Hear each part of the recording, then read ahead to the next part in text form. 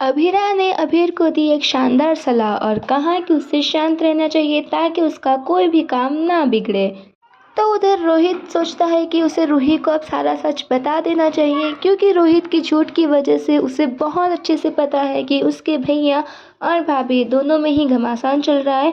इसलिए वो सोचता है कि वो रूही को सारा सच बता दे। वो सच बताने ही वाला होता है कि वहाँ पर क्यारा आ जाती है रूही के पास एक छोटी सी डिमांड करने। उसकी डिमांड एक्चुअली होती है कि जयपुर में अबीर का कॉन्सर्ट है और उसे उसकी टिकट चाहिए। ये बात पीछे से अरमान सुन लेता है और सोच में पड़ जाता है। तो इधर हम सभी को पता है कि अबीरा फिर से एक स्टूडेंट बनी है और बाकी स्टूडेंट हमेशा की तरह गॉसिप करते हैं कि अरमान जो कि प्रोफेसर है, अभीरा उससे एनिमली मनी लेना चाहती है, इस वजह से वो उसके पीछे पड़ी है। तभी वहाँ पर अभीरा आ जाती है एक शानदार स्टाइल में और उसकी जो ट्रॉली है उसमें टी शर्ट्स रखे हुए होते हैं। वो टी शर्ट सबके ऊपर फेंक देती है, जिसमें वो कहती है कि वो कुछ भी कहें उसे कोई फ़र्क नहीं पड़ता, उन्हें जितनी गॉसिप करनी है वो करने के लिए आज़ाद है।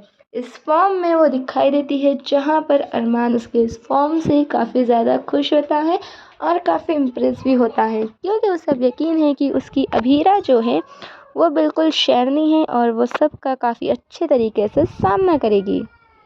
तो वो टशन में वहाँ से निकल जाती हैं, जहाँ पर अरमान उसे मनाने की कोशिश करता है और उसके पीछे पीछे चला जाता है। तो यहाँ पर अबीरा का बैग साइकिल के हैंडल में फंस जाता है, जो कि वो काफ़ी गुस्से में निकालती है, लेकिन वो निकलता नहीं है। तब अरमान कहता है कि अगर तुम गुस्से से निकालोगी तो वो टूट जाएगा, इसलिए हमें शांति से काम लेना चाहिए। इस बात से वो कहता है कि अबीरा और अरमान को शांति से बात करनी चाहिए। तो वहीं चारू बैठी होती है अपने कैबिन में और वहाँ पर अभीर आ जाता है। अब देखते हैं कि इन दोनों के बीच में क्या महाभारत होती है, क्योंकि दोनों ही अपने भैया दीदी से सलाह लेकर आए हैं। तो यहाँ पर चारू के सामने जब अभीर आता है, वो सीधे अरमान की सलाह याद करती है, जिसमें अरमान उसे कल रात समझाता है कि जो तुम्हें ज़्यादा एटीट्यूड दिखाए उसके सामने डरना नहीं चाहिए, बल्कि हिम्मत से काम लेना चाहिए, ताकि उसका एटीट्यूड धरा का धरा रह जाए। तो इधर अभीर को भी अभीरा ने सलाह दी है कि उसे शांति से काम लेना चाहिए, क्योंकि अगर वो शांति से काम लेगा तो सामने वाला हर्ट भी नहीं होगा और उसका काम भी हो जाएगा।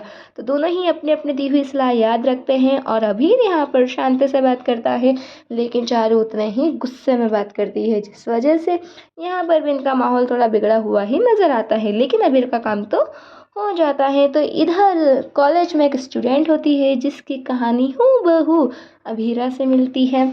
तो यहाँ पर अभीरा और अरमान दोनों ही मिलकर उसे समझाते हैं कि कैसे उसे उसके इन लॉज में एडजस्ट करना है। तो जब ये दोनों यहाँ पर अपने स्टूडेंट को समझा रहे होते हैं, तो उसे समझाते समझाते इन दोनों के बीच में युद्ध छिड़ जाता है और ये दोनों उसे भूलकर अपनी अपनी लड़ाई लड़ने लगते हैं, जिस वजह से स्टूडेंट को भी पता चल जाता है कि ये दोनों मियाँ बीवी हैं। तो इधर अरमान को एक ऐसी न्यूज़ पता चलती है जिससे वो काफ़ी परेशान हो जाता है। वो ये है कि 5 दिन तक कॉलेज ऑफ रहने वाला है और उसके पास मात्र 8 दिन का समय है अभीरा को मनाने के लिए। तो वह यहाँ पर इसमें चाची जी की हेल्प लेता है और चाची जी उसे सलाह देती है कि वो पूरे परिवार को लेकर अभीर के कॉन्सर्ट में आए।